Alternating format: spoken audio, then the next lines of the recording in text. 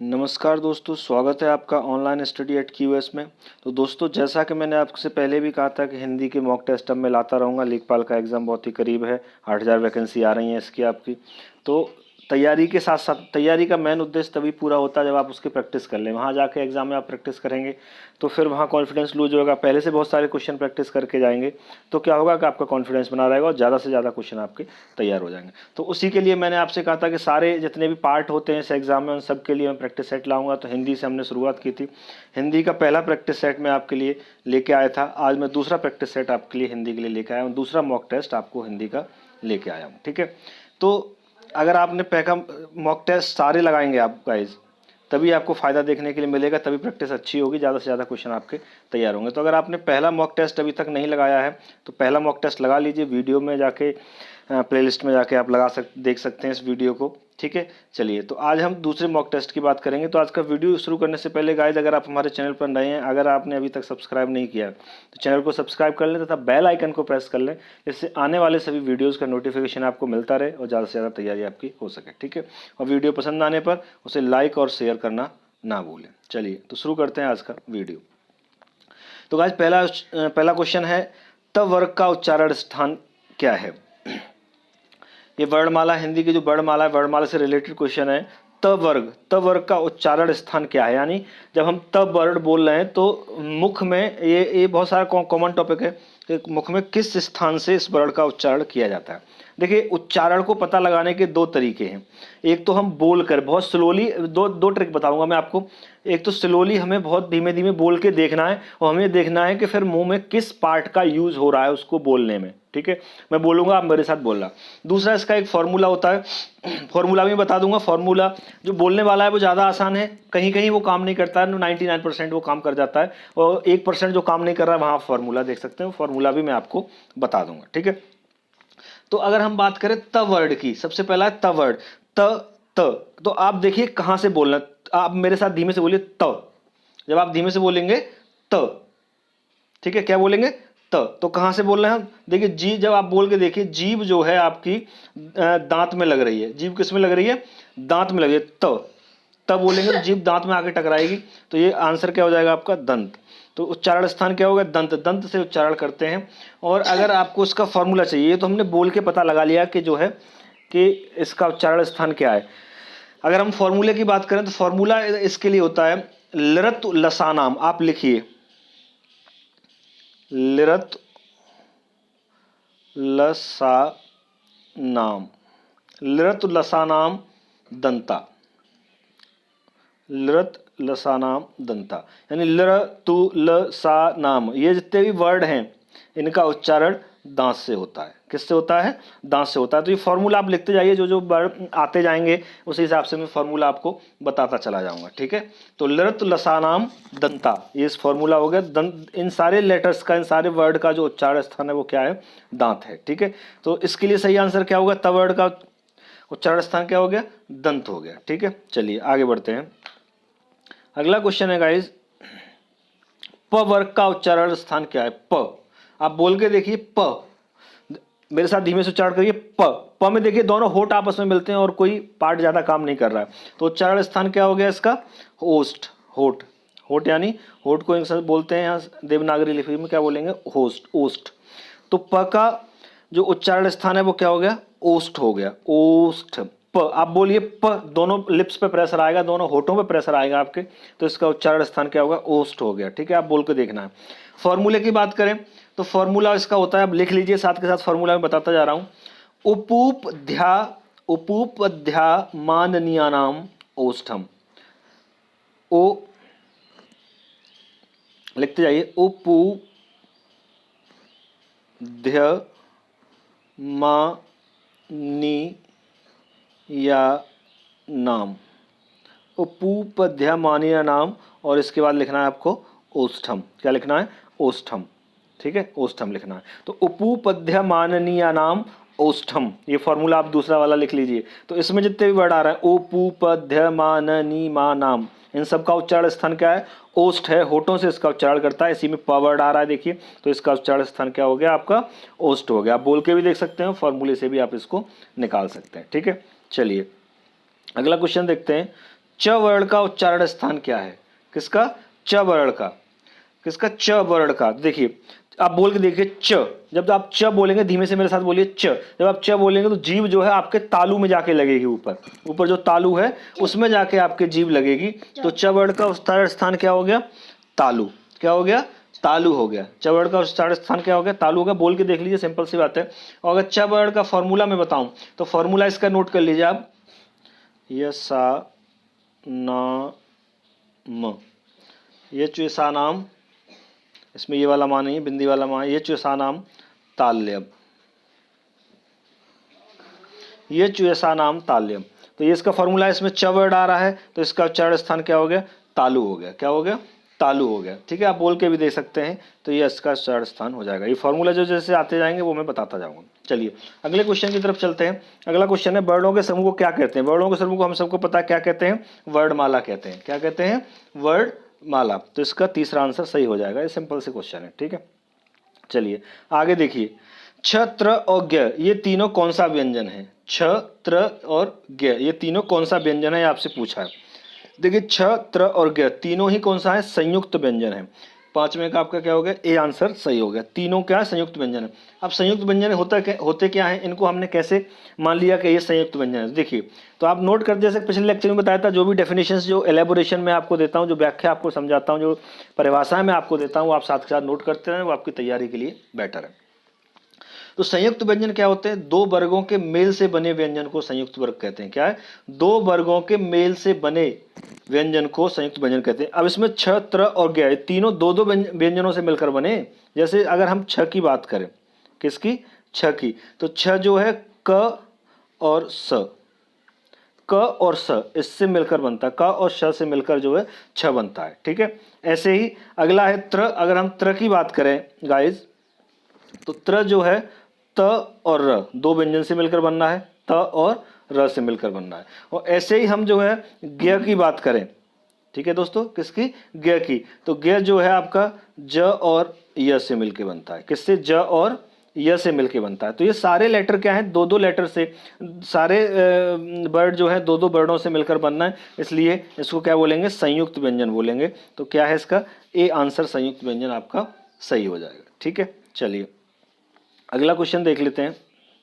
Next question है, पुस्तक कौन सा शब्द है? पुस्तक कौन सा शब्द है? तो पुस्तक क्या है? तत्सम शब्द है। देखिए जो मैंने पहले बताया, जो संस्कृत के शब्द होते हैं, पिछले क्लास में भी, पिछले वीडियो लेक्चर में भी मैंने आपसे डिस्कस किया था, जो संस्कृत के शब्द एडजेक्टिव बोलचाल की भाषा में यूज किए जाते हैं वो तत्सम होते हैं, और जो हिंदी के वर्ड है वो तद्भव होते हैं। तो पुस्तक क्या है? संस्कृत का वर्ड है, इसलिए क्या होगा? तत्सम हो जाएगा। ठीक है, तो पुस्तक कौन सा शब्द है? तत्सम शब्द है। कौन सा? तत्सम शब्द है। ठीक है, तो इसका बी आंसर सही हो जाएगा। चलिए आगे बढ़ते हैं। नेक्स्ट क्वेश्चन है, आग कौन सा शब्द है? आग कौन सा शब्द है? तो आग आपको पता तद्भव है। तद्भव, तत्सम, तद्भव आप ज़्यादा से ज़्यादा पढ़ेंगे, उसी से आपको क्लियर होगा। और हम आइडिया भी लगा सकते हैं कि कौन सा वर्ड संस्कृत है, कौन सा। आग तो हिंदी का वर्ड है, अग्नि बोलते तो संस्कृत का हो जाता है। तो आग क्या है? तद्भव हो गया, हिंदी का वर्ड होता है तद्भव कहते हैं, संस्कृत का वर्ड होता है तत्सम कहते हैं। तो आग क्या है? तद्भव हो जाएगा। ठीक है, चलिए अगला क्वेश्चन देखिए। पृथ्वी कौन सा शब्द है? पृथ्वी कौन सा शब्द है? तो पृथ्वी तत्सम है, संस्कृत का वर्ड है, तो पृथ्वी क्या हो जाएगा आपका? तत्सम हो जाएगा। ठीक है, चलिए आगे देखते हैं। ये भी पूछे जाते हैं क्वेश्चन आपसे अधिकतम। टेबल कौन सा शब्द है? टेबल के बारे में पूछा गया है। तो टेबल वैसे टेबल कौन सा वर्ड है? इंग्लिश का वर्ड है ना, TABLE। तो ये क्या इंग्लिश का वर्ड है? तो ये विदेशी वर्ड है, तो इसको हम बोलेंगे विदेशज। क्या बोलेंगे? विदेशज। तो 9 में का सी आंसर आपका सही हो जाएगा। ठीक है, नेक्स्ट है अगला क्वेश्चन देखिए। नाक कौन सा शब्द है? नाक कौन सा शब्द है? तो नाक कौन सा शब्द है आपका? रूढ़ शब्द है। कौन सा? रूढ़ शब्द है। ठीक है, अब ये रूढ़ शब्द क्या होते हैं, तभी तो आपको पता चलेगा हमने नाक को रूढ़ की कैटेगरी में क्यों रखा। तो पहले आपको ये बताना चाहिए रूढ़ शब्द क्या होते हैं। तो अगर हम गाइस रूढ़ की बात करें, तो रूढ़ शब्द क्या है कि शब्दों को तोड़ने पर वर्णों से कोई अर्थ ना निकले, यानी किसी शब्द को हमने तोड़ा लेकिन उसके जो वर्ड हैं उनका अलग से सेपरेटली, अलग से कोई अर्थ नहीं निकलता है, उसको रूढ़ कहते हैं। जैसे ये हमारा वर्ड है नाक, इसको तोड़ो तो क्या हो जाएगा? ना धन क। ना का कोई अपना वर्ड अर्थ नहीं है और का कोई अपना अर्थ नहीं है, दोनों मिल जाते हैं तो नाक बनता है, एक अर्थ बन जाता है, लेकिन अलग अलग दोनों का कोई अर्थ नहीं है, इसलिए इसको क्या बोलेंगे? हम रूढ़ शब्द बोलेंगे। ठीक है, चलो अगला क्वेश्चन की बात करते हैं। अगला क्वेश्चन है गाइस आपका, फूल कौन सा संज्ञा है? फूल कौन सा संज्ञा है। फूल में कौन सी संज्ञा है आपको पता लगानी है। तो फूल क्या कर रहा है, फूल एक समूह को बता रहा है। फूल तो बहुत सारे होते हैं, गुलाब का, गेंदे का, सनफ्लावर या किसी का भी फूल हो, तो वो अलग अलग नाम लेता तो पर्सनल हो जाता, ठीक है, व्यक्तिगत हो जाता। ये क्या है, एक समूह का नाम बता रहा है, तो एक जाति हो गई, तो ये जातिवाचक संज्ञा हो गई। तो फूल क्या है, एक आपकी जातिवाचक संज्ञा है, तो पहचानने का आसान तरीका है, ठीक है। ये क्या होगी, आपकी जातिवाचक संज्ञा हो गई। चलिए आगे बढ़ते हैं। चलिए तो अगला क्वेश्चन देखेंगे। अगला क्वेश्चन है ईमानदारी कौन सी संज्ञा है। ईमानदारी में कौन सी संज्ञा है ये आपको बताना। तो ईमानदारी क्या है, ईमानदारी किसी की विशेषता, भाव है ना उसका, ईमान क्या है, उसका भाव है। तो ये क्या है, भाववाचक संज्ञा है, ठीक है, उसके भाव को, व्यवहार को बता रही है, तो ये क्या है, उसकी भाववाचक संज्ञा है। चलिए ठीक है, आगे बढ़ते हैं। अब भाववाचक संज्ञा क्या होती है, ऐसा समझ लीजिए आप। पहले तो मैं भाववाचक संज्ञा के बारे में आपको समझा देता हूँ कि जो दिखाई न दे सके, केवल महसूस कर सके, ठीक है। ऐसी चीजें जो फिजिकली, भौतिक रूप से दिखाई न दें, उन्हें सिर्फ महसूस किया। ईमानदारी को तो आप महसूस कर सकते हो, उसने ईमानदारी बरती, ईमानदारी, ठीक है, तो वो क्या है, एक भाववाचक संज्ञा आपकी हो जाती है, ठीक है। चलिए आगे बढ़ते हैं। अगला क्वेश्चन है, लंबोदर कौन सा शब्द है। लंबोदर कौन सा शब्द है। तो लंबोदर कौन सा है, योग रूढ़ शब्द है, योग रूढ़। अब योग रूढ़ शब्द क्या होते हैं ये आप समझ लीजिए, डेफिनेशन साथ के साथ परिभाषा इसकी लिख लीजिए। जैसे योग रूढ़ शब्दों में कौन से शब्द आते हैं, भगवान के नाम, पर्यायवाची और पूरे वाक्य के लिए एक शब्द जिनका अलग से अर्थ निकलता है। भगवान के नाम, पर्यायवाची और पूरे वाक्य के लिए एक शब्द जिनका अलग से अर्थ निकलता है, उनको क्या बोलते हैं, योग रूढ़ शब्द बोला जाता है। क्या बोला जाता है, योग रूढ़ शब्द बोला जाता है, ठीक है। चलिए आगे बढ़ते हैं। अगला क्वेश्चन देखिए। अगला क्वेश्चन है, सोना कौन सी संज्ञा है। सोना कौन सी संज्ञा है, ठीक है। तो सोना कौन सी, द्रव्यवाचक संज्ञा। सोना क्या है, द्रव्यवाचक। धन में आता है सोना, और धन क्या होता है, द्रव्य। धन को बोलते हैं हिंदी में द्रव्य। तो ये क्या होगा, द्रव्यवाचक संज्ञा आपकी हो गई, ठीक है। अगला क्वेश्चन देखते हैं। अगला क्वेश्चन है, मैं कौन सा पुरुष है। मैं कौन सा पुरुष है। मैं पुरुष पूछा तो उत्तम पुरुष है। ये तो पिछले वाले वीडियो में मैंने डिस्कस किया था कि उत्तम पुरुष जो है, मैं जो है उत्तम पुरुष होता है, ठीक है। उत्तम पुरुष या प्रथम पुरुष भी बोलते हैं इसको, ठीक है। तो ये क्या होता है, आपका मैं होता है। चलिए आगे बढ़ते हैं। अगला क्वेश्चन है, आप कौन सा सर्वनाम है। जो आप वर्ड आपका एक लिया गया है, इसमें कौन सा सर्वनाम है, ठीक है। तो आप में जो है निजवाचक सर्वनाम है। क्या है, आप में निजवाचक सर्वनाम है। अब निजवाचक सर्वनाम क्या होता है, ये आप डेफिनेशन, परिभाषा इसकी समझ लीजिए, इसकी परिभाषा लिख लीजिए। तो निजवाचक सर्वनाम होता है जिस सर्वनाम का प्रयोग कर्ता के साथ अपनेपन का ज्ञान कराने के लिए किया जाता है, ठीक है। दोबारा से रिपीट करता हूँ, समझिए। जिस सर्वनाम का प्रयोग कर्ता के साथ अपनेपन का ज्ञान कराने के लिए किया जाता है, उसे क्या कहते हैं, निजवाचक सर्वनाम कहा जाता है, ठीक है। क्या कहा जाता है, निर्वाचक सर्वनाम। अब जो आप शब्द है, ठीक है, हम किसकी बात कर रहे हैं, आप शब्द है, इसका प्रयोग पुरुषवाचक और निजवाचक दोनों सर्वनाम में होता है। ये याद रखना। पुरुषवाचक, अगर यहाँ ऑप्शन पुरुषवाचक होता तो वो भी सही हो जाता। पुरुषवाचक और निजवाचक दोनों सर्वनाम में आप शब्द का प्रयोग किया जाता है, ठीक है। चलिए आगे बढ़ते हैं। अगला क्वेश्चन देखिए। अगला क्वेश्चन है आपका, पुष्प कौन सा शब्द है। पुष्प कौन सा शब्द है। तो पुष्प हमको पता है संस्कृत का वर्ड है, तत्सम शब्द हो जाएगा, ठीक है। सीधा सीधा आंसर है इसका। तो जो संस्कृत के होते हैं तत्सम होते हैं, हिंदी के होते हैं तद्भव होते हैं। ख्याल कौन सा शब्द है। ख्याल कौन सा शब्द है। ख्याल जो है विदेशज शब्द है, ठीक है गाइस। क्या है, ख्याल विदेशज शब्द है, ये हिंदी भाषा का शब्द नहीं है। चलिए, विदेश से एज इट इज बोलचाल की भाषा में यूज किया गया है, इसलिए इसको विदेशज शब्द बोलेंगे, ठीक है। चलिए अगला देखिए। तेंदुआ कौन सा शब्द है। तेंदुआ कौन सा है, देशज है। ये तो अपने ही हिंदी भाषा देवनागरी लिपि का शब्द है, तो इसको क्या बोलेंगे, देशज बोलेंगे, ठीक है। चलिए अगला क्वेश्चन देखते हैं। अगला क्वेश्चन है, गोल विशेषण है। गोल में कौन सा विशेषण है ये आपको बताना है, ठीक है। गोल में कौन सा विशेषण है वो आपको बताना। तो गोल में गुणवाचक विशेषण है। क्या है, गुणवाचक विशेषण है। अब गुणवाचक विशेषण होता क्या है, पहले तो ये समझ लीजिए। जिसमें किसी वस्तु का स्थान की विशेषता बताई जाती है। जिसमें किसी वस्तु या किसी स्थान की विशेषता बताई जा रही है, उसको क्या बोलेंगे, गुणवाचक। जैसे गोल वर्ड क्या है, जैसे टेबल गोल है, तो गोल क्या कर रहा है, टेबल की विशेषता बता रहा है, तो गोल क्या हो गया, गुणवाचक हो गया। क्या हो गया, गुणवाचक हो गया, ठीक है। चलिए अगला क्वेश्चन देखिए। अगला क्वेश्चन है, कोई विशेषण है।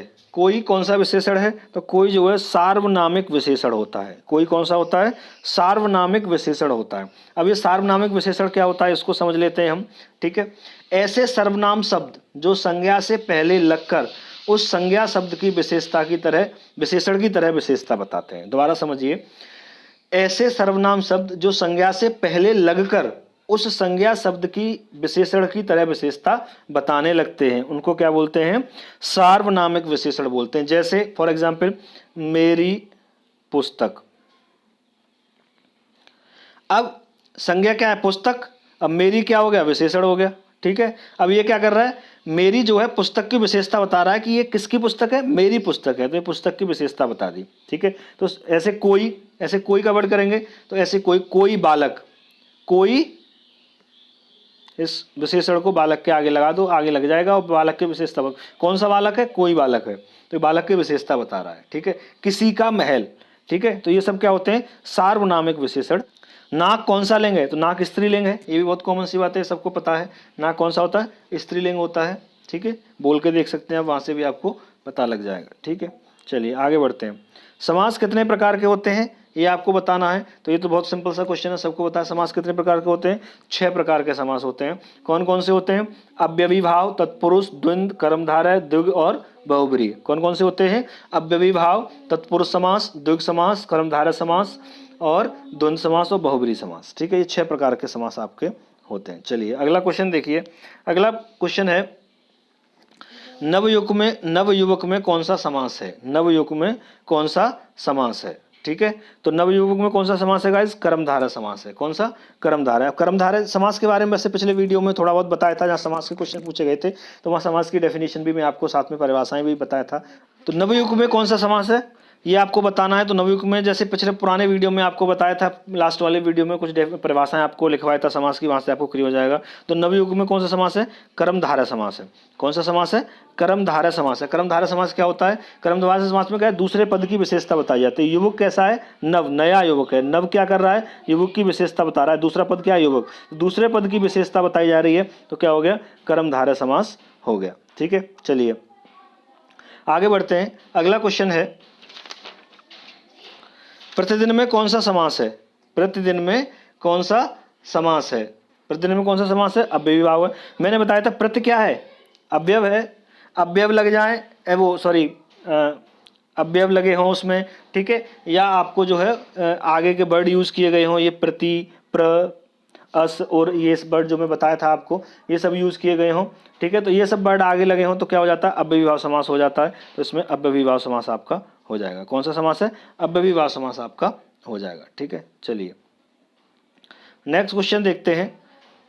नेक्स्ट क्वेश्चन है आपका, देशभक्ति में कौन सा समास है, देशभक्ति में कौन सा समास है। देशभक्ति में आपको पता है तत्पुरुष समास है, ठीक है। कौन सा समास है, तत्पुरुष समास है। ये तो मैं पिछली बार डेफिनेशन लिखवाई था। शब्दों को तोड़ दो, देश की भक्ति या देश के लिए भक्ति, का की के को आ जाए तो कौन सा हो जाता है, तत्पुरुष समास हो जाता है उनके बीच में, ठीक है। तो तत्पुरुष समास इसमें हो जाएगा।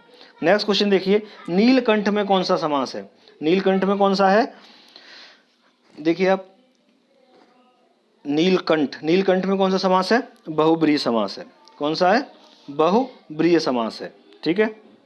भगवान के नाम वगैरह या एक नाम के लिए एक नाम, तो बहुब्रीहि समास हो जाता है ये। पाप पुण्य कौन सा समास है, पाप पुण्य, पाप पुण्य में कौन सा समास है, द्वंद्व समास है। द्वंद्व समास में क्या होता है, दोनों पद की प्रधानता होती है। द्वंद्व समास में क्या होता है, दोनों पद की प्रधानता होती है। अब पाप और पुण्य, पाप अपना सेपरेट एक पद है आपका, ठीक है, पाप आपका सेपरेट एक पद है और पुण्य एक सेपरेट, दोनों का अलग अलग है, तो दोनों पद की प्रधानता है, तो ये क्या हो जाएगा आपका, द्वंद्व समास हो जाएगा, ठीक है। चलिए अगला क्वेश्चन देखते हैं गाइस। अगला क्वेश्चन है, दोपहर में कौन सा समास है, दोपहर में कौन सा है, द्विग समास है। संख्यात्मक लग जाए वर्ड, अगर शब्द से पहले संख्यात्मक वर्ड लगे, दो शब्द लग गया, दोपहर, कौन सा पहर, दोपहर, ठीक है। तो संख्यात्मक वर्ड लग गया तो क्या हो जाएगा आपका, द्विग समास हो जाएगा। तो दोस्तों आज के लिए इतना ही। अगले वीडियो में फिर मैं ऐसे प्रैक्टिस सेट लेके आऊँगा, और जैसा मैंने आपसे वादा किया हुआ है कि पहले हिंदी के, फिर ग्रामीण परिवेश के, फिर जीके के, मैथ के, इस तरह से सारे सेक्शंस के मैं आपको प्रैक्टिस सेट ले प्रोवाइड करवाऊंगा, जिससे आपकी बेटर तैयारी हो सके। तो गाइस अगर आपको वीडियो पसंद आ जाए तो इसे लाइक और शेयर करना ना भूलें, और चैनल को सब्सक्राइब नहीं किया तो सब्सक्राइब कर लें, ठीक है। मिलता हूँ अगले भी लेक्चर में, तब तक के लिए।